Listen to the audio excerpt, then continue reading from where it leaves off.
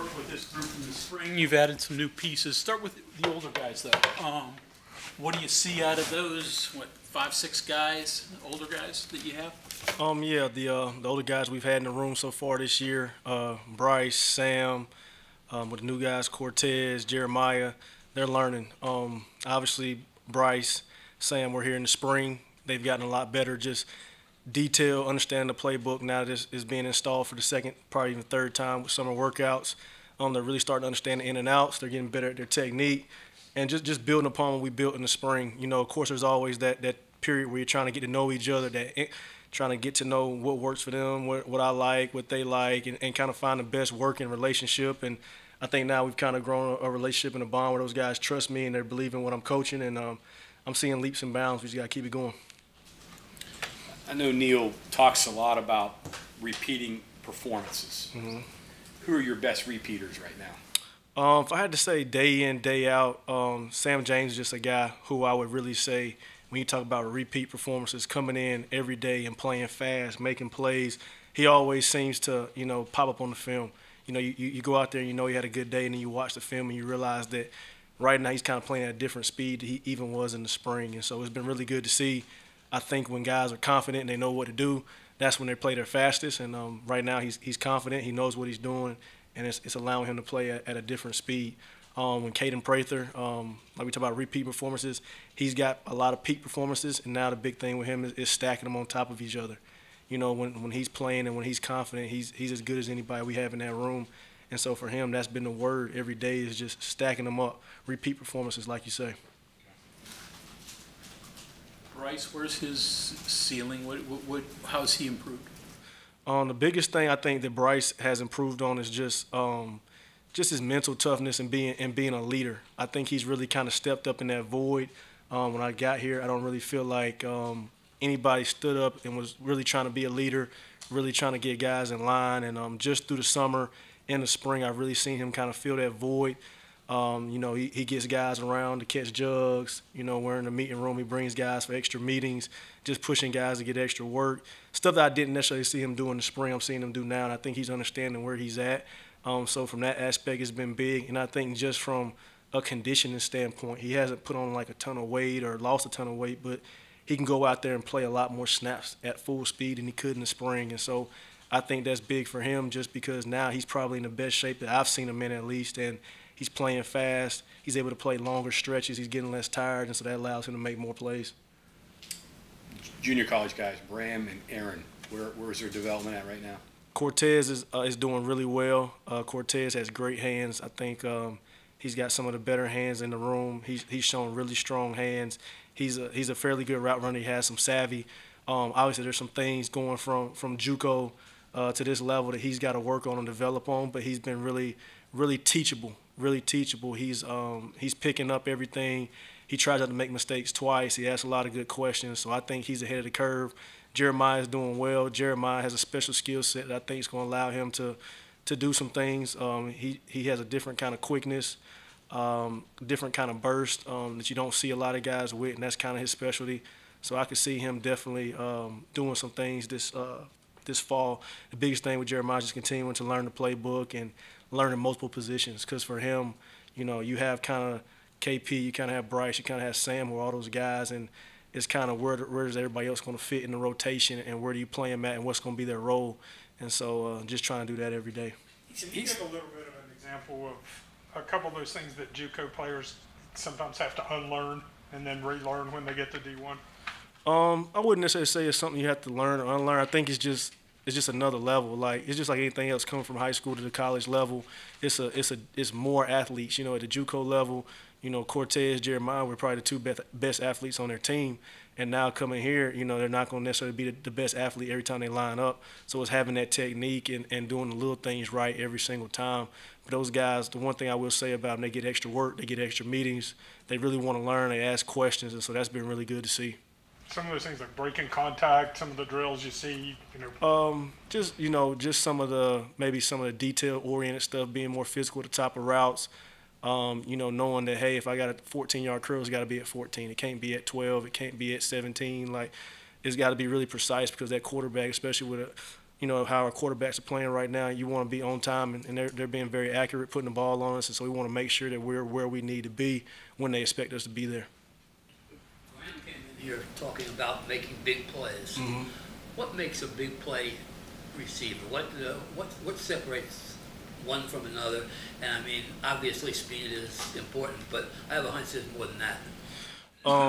To me, the biggest thing is just if you want to be a consistent receiver and a big play receiver, you have to be able to go out there and repeatedly play at 100 miles an hour. If you can make every route look the same, that's what I tell these guys, make every route look the same. If I can make a curl, a go, a post, a comeback route, all these routes look the same, the DB's got to play me honest. And when he's guessing, I have the advantage because I know where I'm going. There are little tells receivers can give, whether it's raising up your pad level, whether it's hands getting out to the side, whether it's slowing up. It's different things that, if a DB gets enough reps, a guy like Charles Woods, one of the better DBs on our team, he watched you run the same route 10, 12 times in a camp. He's gonna know your tails, and so it's really getting those guys to understand that I got to stay low. My pad level has to be low. I really have to drive coming off the ball. I have to be a magician, all right? I got to make everything look the same, be an illusionist, all right, to get that guy to play even. And when he's playing even, now he's starting to guess. He may sit on something, and now that's when I get the big plays. Obviously if you're fast, but when you're not fast, it's going to be technique that's going to get you that separation that you need. Get back to Aaron. Body type-wise, he almost looks like a running back out there. His legs, he's got, thick legs. Mm-hmm. Does he have the ability to break tackles when he's in space? I mean, I know he's got the quickness. Yeah, What do you see there?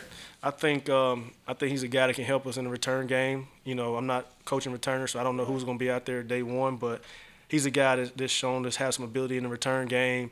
He does some good things with the ball in his hand. I think he's definitely at his best. Catch the ball. Now he's in run situations, run after catch situations. That's when he's at his best. He's just really natural in space and with the ball in his hands and those movement skills. And now for him, it's just about taking all that ability that he has and being able to control it, right? Like going out there and running like, okay, you're fast, you're quick, but sometimes you get, out of your framework, you get sloppy with certain techniques. If you stay tight, keep everything in the framework, you already have, the speed and the quickness and the agility to get open. So Has he been retaining a lot of the things that you've been throwing at him, or is it still kind of coming to him pretty fast? I think he's been doing a good job. He's been here since the summer. He's learning. This is really his first time. He knows the playbook. He knows what to do. But now there's a defense out there. It's the adjustments. Like, okay, this coverage I got to do this. This coverage I have to see this. I think, our defense does a great job of just disguising things. And so I think, just watching film, I think one of our defense is probably one of the more complex defense in the conference. And so I think if he can get all the looks, get all the adjustments, get all the conversions against our guys through the week, he should be fine on Saturday. Be an inside guy, an outside guy, or both? I think it's going to be a combo. I think he's going to be both. I think he has the speed and quickness to win at the line for outside. I think he's naturally an inside guy, but I think he's going to play a decent amount of outside for us too, just because of the depth and things he can do on the outside. How many of those guys you had? I don't know if you project or profile these things as much, but if you look at Bryce and Caden as outside guys, and you look at Jeremiah, they're not the same, right? But there's something apart from a tape measure that can make an outside receiver. Yeah, I mean, I don't think, like Bryce, KP, obviously they play outside guys. They're taller, they're bigger, they're that prototype, what you want on the outside. But I think both of those guys have the ability to move around. I think the good part about Graham's offense is they're going to be slot receivers taking shots. It's not like an offense where the outside guys are running goals and all the slot guys are doing underneath stuff. We'll take shots with the slots. We'll take shots with outside guys, run underneath stuff with the outside guys, running underneath stuff with the inside. So really it comes down to how can we put these guys in position to be at their best. Like if a guy runs a route better than the rest of them, maybe he needs to be in the slot and run that route, even though he's an outside guy. If a guy's a slot, but he's really good at a certain route, we might put him outside to run it. It's really putting these guys in a position to use their skill set to their advantage. Preston Fox had a nice spring. Where is he in the fall? Does he continue? I think Preston Fox is really just a plug-and-play guy. Anytime somebody gets down, he's able to go in. He's one of the few guys in that room who knows all four spots. I trust him to go in there and back up all four positions. As everybody in this room has probably seen, he has a great pair of hands. He never drops the ball.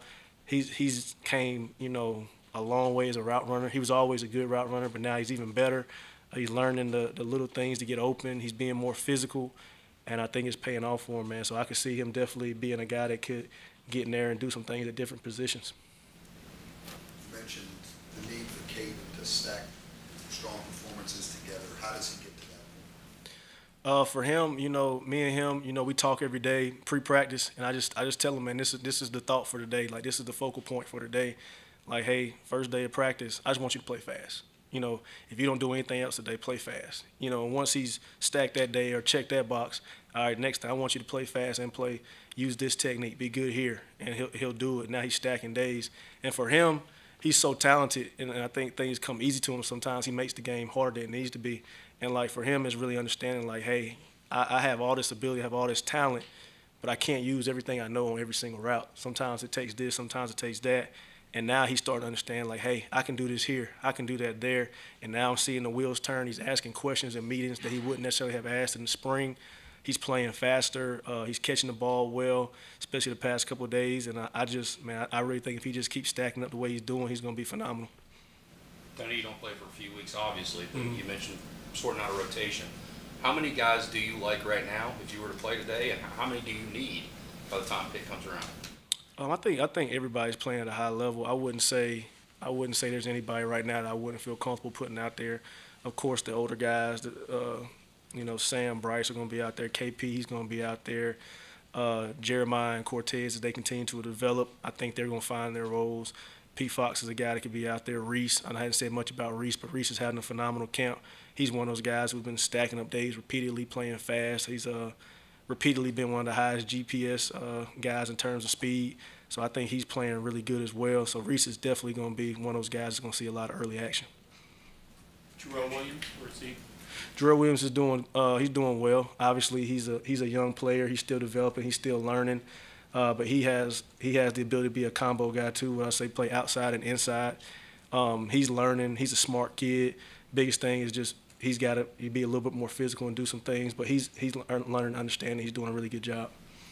Coach, you mentioned Sam James' confidence. How much has that grown since the spring? To me, it's night and day. Like he was always confident, but right now he's confident and he knows, and that's kind of the thing, right? Guys who are confident but they don't know what they're doing, it's not the same. But when you know what you're doing and you're being confident, obviously with a new offensive coordinator, a new wide receiver coach, a new playbook, there are going to be some things he had to learn, but he's done a phenomenal job learning it, and now he's playing with confidence. He's using the techniques of what I think he should do, and we're seeing things the same way. And so now, you know, he's really playing at a high level. Tony, you were a receiver who played in the NFL, and everything was in your control, I mean, as far as doing it. How big was that page to turn from you making the plays to now all of a sudden other people making the plays you want them to play? It's definitely different. I think with any position coaching, the hardest part is, like, you know, coaches, obviously we know about the game, we know this, we know that, but it's being able to communicate it and get it and package it to the way that the players understand. And so, you know, for me, the biggest thing coming from a player to a coach is, like, I know what to do, but how can I tell you what I know? How can I translate that? And so it was really finding a way to simplify what I know and give it to guys who are younger and don't have as much experience and get them to understand it and be able to use it. And so I think that was the biggest transition, is just simplifying things, keeping it simple, having simple rules, teaching the fundamental basics and growing from there. And so I think, you know, once you kind of figure that out and being around, you know, spend a couple of years as a GA under some really good wide receiver coaches, they kind of teach you the little tricks and things they do. And I think once you kind of learn that part, it gets a lot easier. Give you some really good advice on how to get through to guys? I mean, I'm sure you have to spend some individual time thinking, how do I get through to this guy? How do I get through to that guy? Yeah, I mean, I can name a ton of people, just time at East Carolina, just time at University of Louisville.